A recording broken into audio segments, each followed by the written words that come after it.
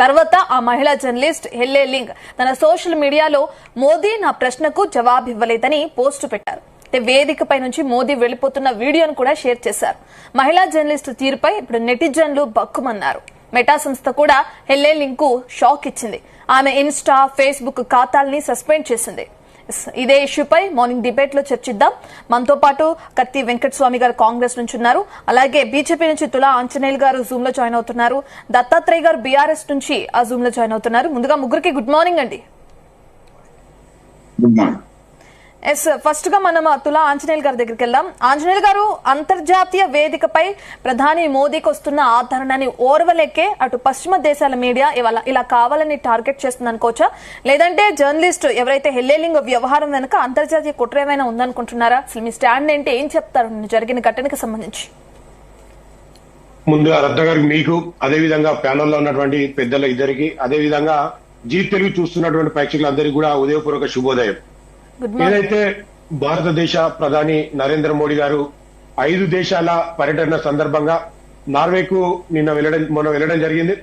నార్వేలో ఏదైతే అది ముందుగా పత్రికా విలేకరుల సమావేశం కాదు, అది గ్రహించుకోవాల్సినటువంటి బాధ్యత ఉన్నది.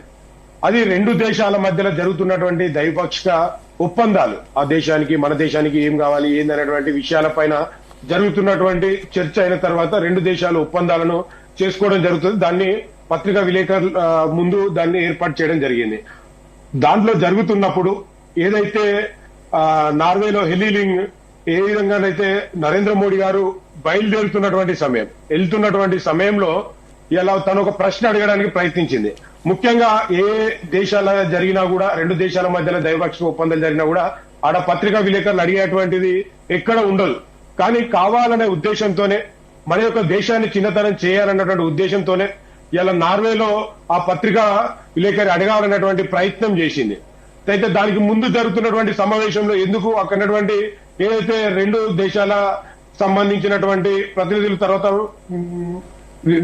సమావేశం ఏర్పాటు చేశారు. దాంట్లో అడిగినప్పుడు నేను వాటర్ తాగడానికి వెళ్ళాను, అందుకే నేను మధ్యలో లేను అని చెప్పడం జరిగింది. అయితే ఇది కేవలం మన యొక్క దేశాన్ని అగౌరవపరిచారా ఇతర దేశాల ముందు అనేటువంటి ప్రయత్నం జరుగుతా ఉంది. తనది ఏదైతే ట్విట్టర్ అకౌంట్ చూసినట్లయితే 2024లో తన యొక్క ట్విట్టర్ అకౌంట్ యూజ్ చేసింది. 2024 నుంచి వెళ్ళి ఇప్పటి వరకు 2026 వరకు కూడా 2 సంవత్సరాలుగా తన యొక్క ట్విట్టర్ అకౌంట్ ని యూజ్ చేయలేదు. కానీ స్పెసిఫిక్ గా నిన్న నరేంద్ర మోడీ గారికి సంబంధించినటువంటి వీడియోనే పెట్టాలనేటువంటి ఉద్దేశం ఎందుకు వచ్చింది? కనీసం ఈ వీడియోని ఇప్పుడే ఎందుకు సెండ్ చేయాలి అంటే కేవలం ఈ యొక్క దేశం యొక్క ఏదైతే భద్రతను కావచ్చు, లేకపోతే ఈ దేశం యొక్క గొప్పతనాన్ని ఇతర దేశాల ముందట అగౌరవపరిచే విధంగానే ఉన్నది. ఆమె పెట్టిన ఆమెకు కనీసం వ్యూవర్స్ చూస్తే కేవలం 800 మందే ఉన్నారు. దాన్ని 20 నిమిషాల్లో 2 సంవత్సరాల క్రితం క్లోజ్ చేసిన యూజ్ చేయని ట్విట్టర్ అకౌంట్ ను 20 నిమిషాల్లో రాహుల్ గాంధీ చూసి దాన్ని మళ్ళీ స్ప్రెడ్ చేయడం కాదు, కొంతమంది సోషల్ మీడియా ఇన్ఫ్లుయెన్సర్స్ తోని దాన్ని స్ప్రెడ్ చేయడం జరిగింది.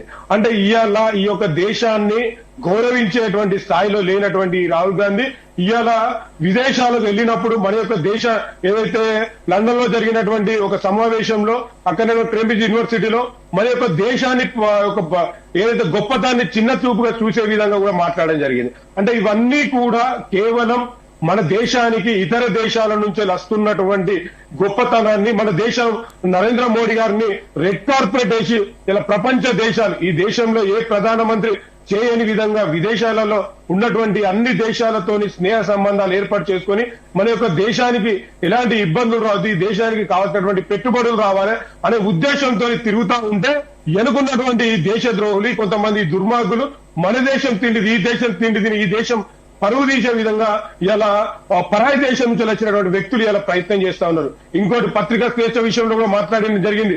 ఇలా పత్రికా స్వేచ్ఛ విషయంలో ప్రపంచంలో ఎక్కడ లేని విధంగా తెలంగాణ, ఆంధ్రప్రదేశ్ రాష్ట్రంలో టీవీ ఛానళ్లు కావచ్చు, యూట్యూబ్లు కావచ్చు, పత్రికలు కావచ్చు, పూర్తి స్వేచ్ఛగా పోస్ట్ స్టేట్ గా ఇవాళ భారతదేశంలో ఉన్నది.